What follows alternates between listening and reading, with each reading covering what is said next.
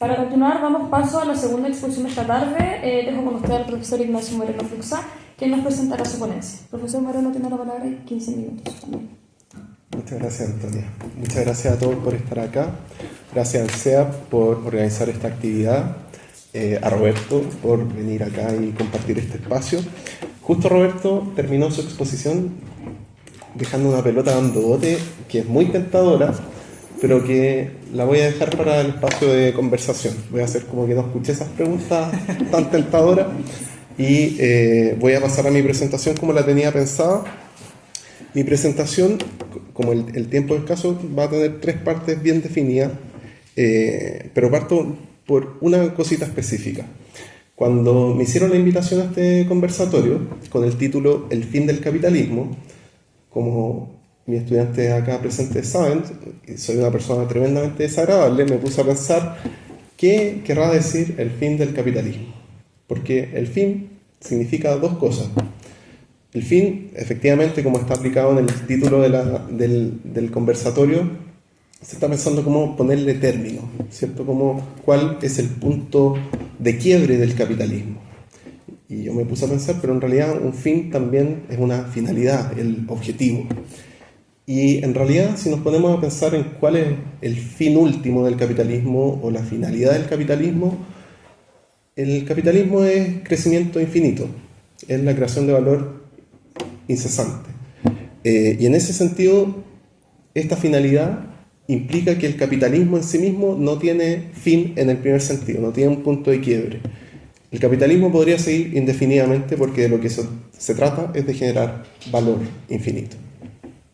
Ahora, esa creación de valor infinito se materializa en formas bien particulares y bien específicas, bien materiales. Entonces, las 3 partes que componen mi presentación son 3 ámbitos en que creo yo que sería interesante explorar la cuestión de cuál es la finalidad del capitalismo, por un lado, y cómo podemos ponerle fin, ¿sí? Desde estas 3 distintas áreas. Entonces, parto por la primera área que se vincula justo con lo último que habló Roberto, que es la conciencia y el deseo. El capitalismo parte como un sistema productivo basado en la producción de bienes, pero en los años 50 del siglo XX el capitalismo descubre el psicoanálisis y cuando descubre el psicoanálisis descubre el deseo. Y el capitalismo pasa de ser la producción de bienes y servicios a ser la producción del deseo, ¿sí? Y esa producción del deseo construye un tipo de subjetividad en el capitalismo tardío que tiene que ver con el consumo. Nos constituimos como sujetos consumiendo. Y eso tiene mucha materialización, muchas formas de materializarse, muchas identidades que se pueden construir a partir de eso. Tiene que ver con también nuestros teléfonos. No todas las formas de consumo hoy día tienen que ver con bienes y servicios. Cuando nosotros vemos TikTok o Instagram, estamos consumiendo. Y TikTok e Instagram nos están consumiendo a nosotros también, ¿sí? Me voy a referir a eso más adelante. Y eso entonces construye una especie de subjetividad, que es la subjetividad del capitalismo tardío, basada en el consumo, basada en la construcción de identidades definidas por la posesión de bienes, y al mismo tiempo va construyendo de forma subrepticia un cierto clima, una cierta atmósfera, que es la atmósfera de lo que Fisher, que fue uno de los autores que citó Roberto, llama el realismo capitalista. Esta idea de una resignación a la aparente imposibilidad de superar esto. O dicho más simple, la idea que tenemos, o que tienen todos ustedes y tenemos todos, de que aparentemente no existe más que el capitalismo, no hay alternativa, no hay una salida, ¿sí?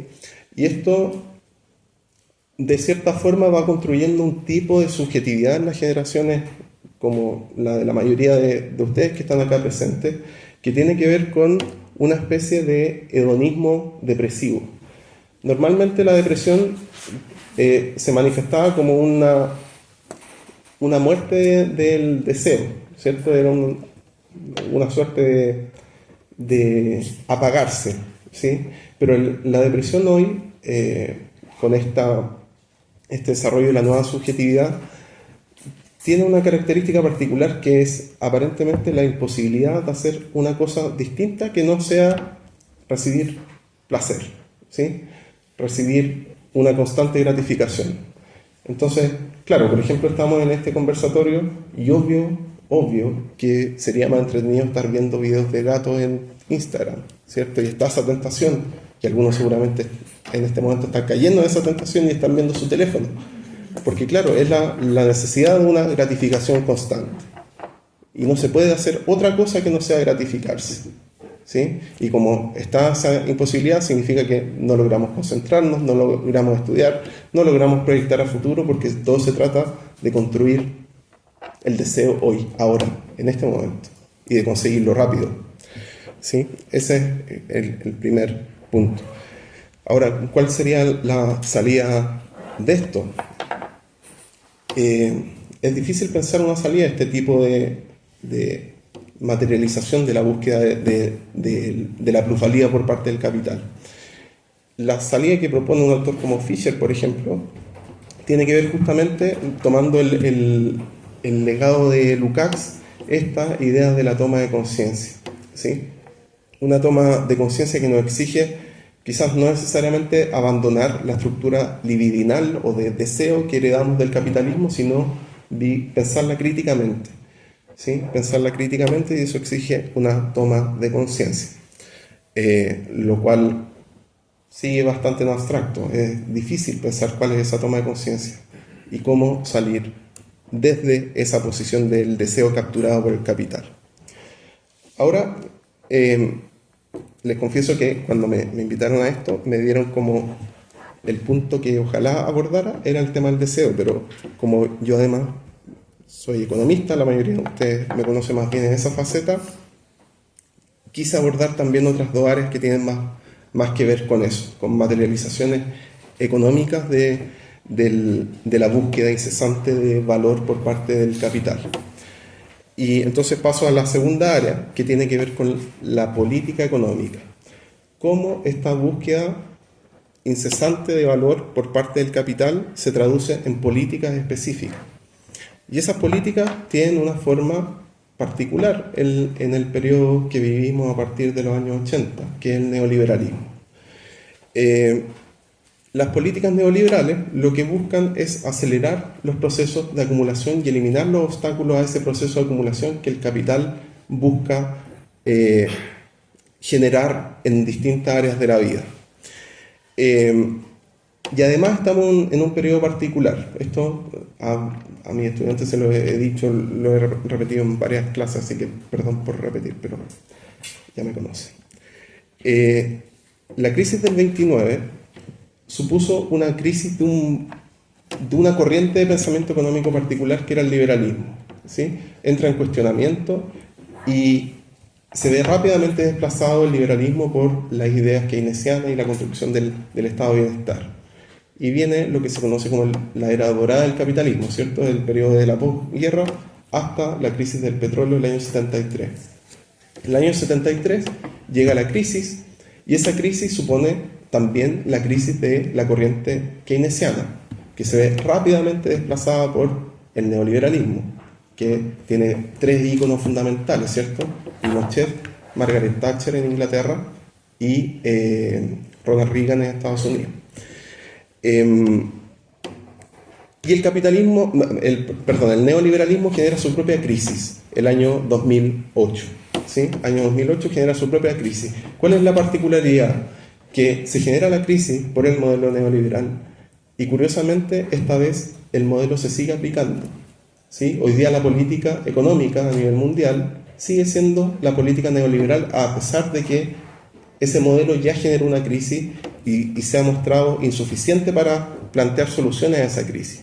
Entonces, lo que tendemos a ver hoy en la política neoliberal son formas que yo llamo mutantes de neoliberalismo, que empiezan a surgir cuando el propio neoliberalismo se ve impotente a la hora de resolver la crisis de 2008, en la que seguimos en buena medida atrapados, ¿sí? Entonces, personajes como Milei o Trump son justamente la manifestación de esas nuevas formas de neoliberalismo mutante, que ya no es el neoliberalismo a ultranza, sin mucha contradicción de un Milton Friedman, por ejemplo, sino que, por ejemplo, en el caso de Trump, un discurso neoliberal, pero que al mismo tiempo establece aranceles, que es lo más contradictorio con respecto a la política neoliberal, ¿sí? Y la adopción de formas retóricas que recurren al conservadurismo por un lado, pero también al racismo, a la xenofobia y otro tipo de violencias que se van materializando en discursos, ¿sí? En discursos políticos que escuchamos hoy día y que se empiezan a aplicar, ¿ya? Ahora, ¿cuál es la salida a esta área? ¿Cómo salimos de la política neoliberal? Yo que dicto cursos de economía me doy cuenta de una realidad bien particular, que es que los estudiantes y la gente en general no sabe muy bien, uno, qué es el capitalismo, y no sabe muy bien lo que es el neoliberalismo. Entonces, si yo les preguntara qué es una política neoliberal, quizás tendrían alguna noción, ¿cierto? Pero en términos generales la gente desconoce muy bien, ¿sí? Entonces, tiene problemas a la hora de identificar, por ejemplo, cuando se hace una campaña presidencial, qué significa una política como, por ejemplo, reducir el gasto fiscal en 6.000 millones de dólares. ¿Qué significa eso? Es una política neoliberal. El Estado se retrotrae, pero ¿qué significa eso en la práctica? Menos derechos sociales, menos protección, menos regulación. Terreno más libre, ¿para qué? Para la acumulación de valor, ¿sí? Para que el capital siga su flujo sin el obstáculo que significa el ser humano en el fondo, ¿sí? Esa es la paradoja. Y la tercera y última área en que me quiero detener son las distintas formas de reconfiguración del sistema capitalista y las nuevas formas de extracción de valor. Y acá hay muchísimas formas de reconfiguración del capitalismo. La primera, en que me quiero detener, porque hay muchas, es la financiarización de la economía. Financiarización de la economía quiere decir que pasamos de un capitalismo que se basaba en la producción a un sistema que se basa en la especulación financiera, ¿sí? Y la especulación no se basa en la producción, son esferas completamente disociadas. Y esta economía especulativa además se vuelve más volátil, más impredecible, no sabemos cómo va a reaccionar frente a la política, ¿sí? Y de hecho, uno de los problemas serios en que está atrapada la política monetaria hoy día es que se ha empezado a especular con la política monetaria. Entrar en el detalle de eso sería muy tedioso, así que lo vamos a dejar para otra ocasión y si quieren saber más me pueden preguntar al final. Segunda forma de reconfiguración del capital. Los medios informáticos y lo que Yanis Varoufakis, un economista griego, llama el tecnofeudalismo. Si yo les preguntara en este momento cuántos de ustedes sienten que están produciendo valor para el capital en este momento, cuántos están contribuyendo al proceso de acumulación de capital, probablemente me dirían que no, están en una charla, en su tiempo libre, esto no tiene ningún valor asociado. Bueno, revisen sus celulares. ¿Qué están haciendo sus celulares en este momento? Están mandando información, ¿sí? Están mandando su localización, ¿sí? Cada vez que apretan en un sitio aceptar cookies, le están dando información a una empresa que se está comercializando para venderla como publicidad o para venderla a algún servidor que va a generar datos para venderles más publicidad, ¿sí? Y los algoritmos están hechos para lo mismo, para conocerlos a ustedes y para empezar a ofrecerles y configurar o reforzar sus propias identidades a través del consumo, ¿sí? A todos les ha pasado que estaban conversando de algo con algún amigo y de repente en Instagram pura publicidad de eso, curiosamente, ¿cierto? Eso, porque en este momento todos estamos produciendo valor, ¿sí? A través de medios técnicos, ¿sí? De la informática. La informática permite esa captura de valor donde antes no había. Es lo que un filósofo francés que se llama Etienne Balibar llama la subsunción total. O sea, cada aspecto de la vida ahora es capturable como proceso generador de valor para el capital. Ya no solamente nuestro trabajo, ¿sí? Toda nuestra vida. Y otra área para ir terminando, para que Antonia no se estrese. No, está bien. Estamos, las nuevas formas de dependencia, ¿sí? Porque estamos haciendo este conversatorio en América Latina, no lo estamos haciendo en cualquier parte, estamos en un país periférico, ¿sí? Con un historial. Y entonces es necesario también reforzar la idea de la dependencia y cómo la dependencia adquiere nuevas formas en el capitalismo tardío. La dependencia clásica tenía que ver simplemente con la extracción de materias primas, ¿cierto? Mis estudiantes ya lo saben, se lo he repetido hasta el cansancio. Las nuevas formas de dependencia son distintas. Por ejemplo, una forma de dependencia, que en realidad no es tan nueva, pero de la que se habla no lo suficiente, es la deslocalización de la producción hacia los países periféricos, y ahora la explotación no se basa en recursos naturales o minerales, ¿cierto? Ahora la explotación se basa en la mano de obra barata, en la mano de obra infantil y en las bajas regulaciones laborales y los bajos salarios en países periféricos. Es una forma de extracción de valor distinta a la clásica. Otra forma de dependencia nueva tiene que ver con los flujos financieros y cómo los países periféricos empiezan a depender, gracias a la apertura de las cuentas de capitales, del flujo financiero internacional. Que suena bien, ¿cierto? Recibir inversión del resto del mundo, pero también significa exponerse a la volatilidad de la especulación financiera, que era lo que hablaba antes, ¿sí? Entonces, si ustedes ven las cuentas financieras de la balanza de pagos, por ejemplo, muy específico, es una cuenta tremendamente volátil porque la inversión es totalmente impredecible, ¿sí? Y ocupa un volumen muy importante dentro de las economías nacionales. Y otras formas de dependencia tienen que ver también con nuevas formas de colonialismo, ¿cierto? Por ejemplo, la dependencia monetaria de muchos países africanos todavía del Banco Central de Francia, ¿sí? Que es tremendamente problemático.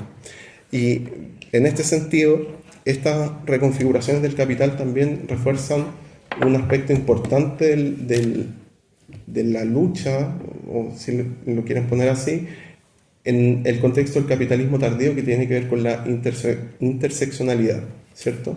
Las luchas se entrecruzan entre sí. Entonces, una lucha contra el capital que no sea al mismo tiempo contra el patriarcado no es una lucha contra el capital, porque ignora esas intersecciones de distintos ámbitos de la captura de valor, ¿sí? Una lucha contra el capital que no es antiimperialista o anticolonialista, o que no está en contra de la guerra, ignora esas intersecciones que se generan entre el capital y otras áreas de captura de valor. ¿Se entiende?